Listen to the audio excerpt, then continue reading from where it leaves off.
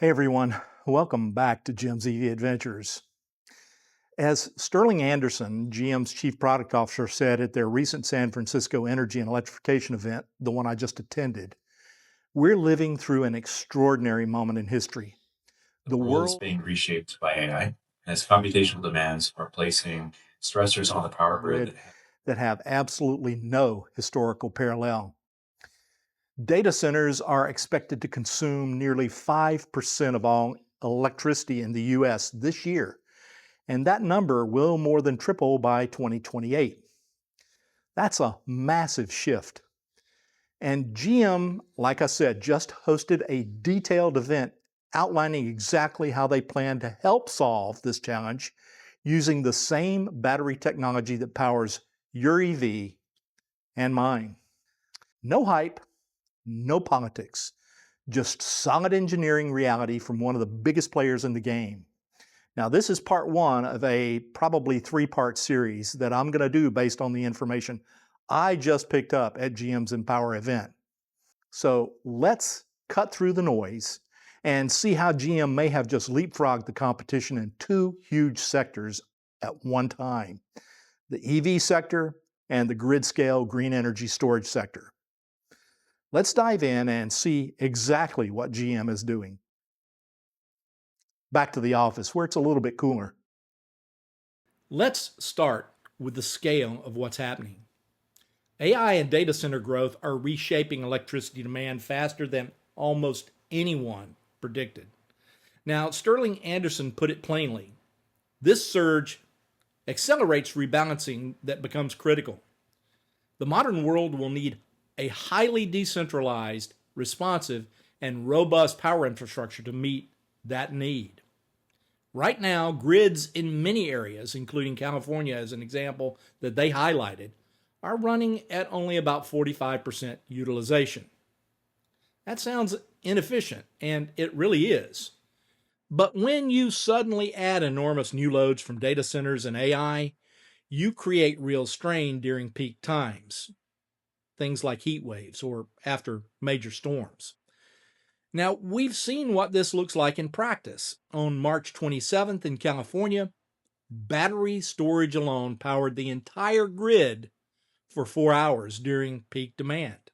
Now, that is impressive, but it also shows how much we need a better solution at scale.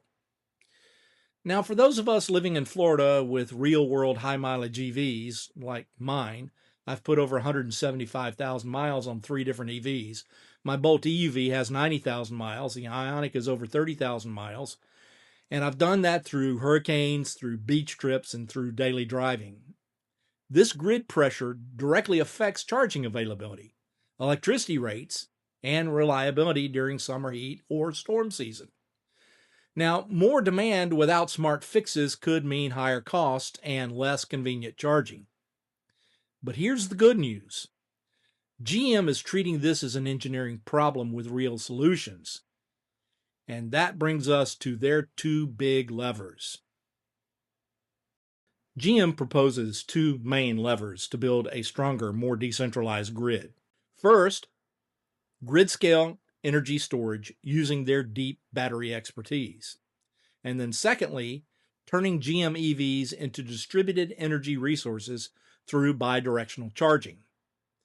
As Sterling explained, EVs sit idle 95% of the time, and that idle time can be used as a reservoir for the grid if they have this bidirectional charging capability. Now, think about it. Most EVs, including the ones in your driveway, are parked the vast majority of the day. That makes them perfect for soaking up excess energy when supply is high, like midday solar, and feeding it back during peak times. GM already has more than 250,000 bidirectional capable EVs on the US roads today. That's real scale. And we'll go deep into bidirectional home backup and utility partnerships in part two, but for now, let's focus on the stationary storage side because that's where some of the most exciting chemistry announcements came from. Let's take a look. Now, GM's fundamental philosophy sets them apart. They match the exact right cell chemistry and form factor to the exact right application, whether that's in a vehicle or in stationary storage. They carefully balance weight, energy density, range, thermal performance, recyclability, and cost. There is no one-size-fits-all approach here. The current portfolio includes high nickel cells, NMC, for maximum range, LFP for affordability and longevity, and they're pushing hard on LMR cathodes. These LMR cells are targeting LFP-like cost, but with 30 to 35% higher energy density. That's a sweet spot for mainstream vehicles. In the Q&A sessions, Kurt Kelty, GM's longtime battery expert, shared, "We've been working on this for probably about 10 years in our labs. It really enables us to bring the market a chemistry that can match LFP in price, but have the energy density that's about 30 to 35% higher. We're still going to have those nickel cells, the NMC cells, at the high end for long-range vehicles. We'll have LMR in the middle for our mainstream and LFP for some real affordable vehicles. It's our approach, the right chemistry for the right application." Development is on schedule, progressing from coin sales to full form factor, with factory development center integration starting next year. They're also commissioning in-house production validation later this year. As a fun credibility boost, NASA even selected GM's battery technology to power the Lunar Outpost rover in an upcoming mission. This disciplined approach matters for all of us EV owners. Better chemistry means longer lasting, more affordable, and more capable batteries in our cars, and it directly supports what they're doing for the grid. Let's take a look at that. Now, one of the standout announcements from this event is GM's development of next generation sodium ion cells, purpose-built for grid-scale stationary storage. They're partnering with Peak Energy and backed by GM Ventures. Sterling Anderson announced it this way: "Today we're thrilled to announce that we're developing next generation sodium ion cells purpose-built for grid-scale storage. Sodium ion can perform across a wider range of temperatures and for more cycles. It requires no active cooling and much less system complexity. As such, it's a battery chemistry specifically designed for stationary applications." And then Kurt Kelty went deeper on the benefits. Sodium ion is an ideal battery chemistry for the grid, significantly lower operating costs over the lifetime of the program. We expect the first mass production grade sodium ion cells to come out of this facility in early 2028. Now, why does this matter? Sodium ion offers a wider operating temperature range, longer cycle life, passive cooling, which cuts complexity and cost, and it uses abundant materials that support US-based production without relying on foreign IP.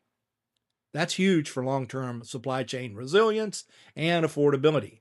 They're already proving the concept, with Second Life GM battery packs powering North America's largest microgrid at Redwood Materials' AI-optimized data center in Sparks, Nevada.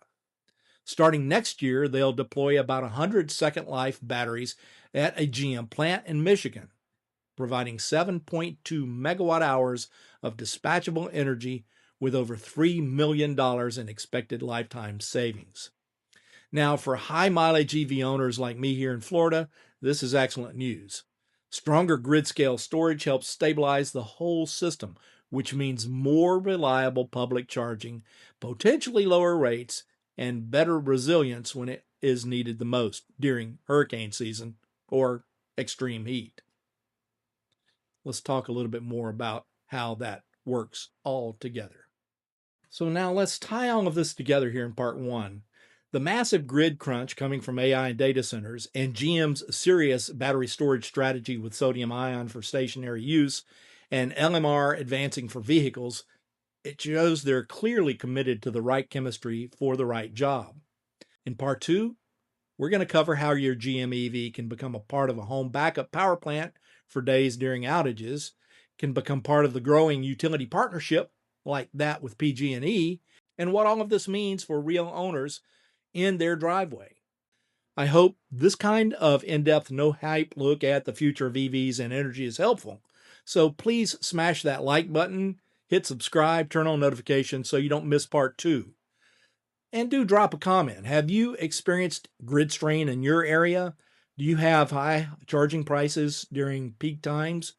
Or have outages hit your area? Now, I'm going to try to read every one this time because I'll address some of that in the next video. Full sources, the event transcript, and links are going to be in the description of part 3. I want to thank you for watching, and I ask you to stay safe out there, and I hope to see you in part 2. Until then, take it easy, and I'll see you all real soon.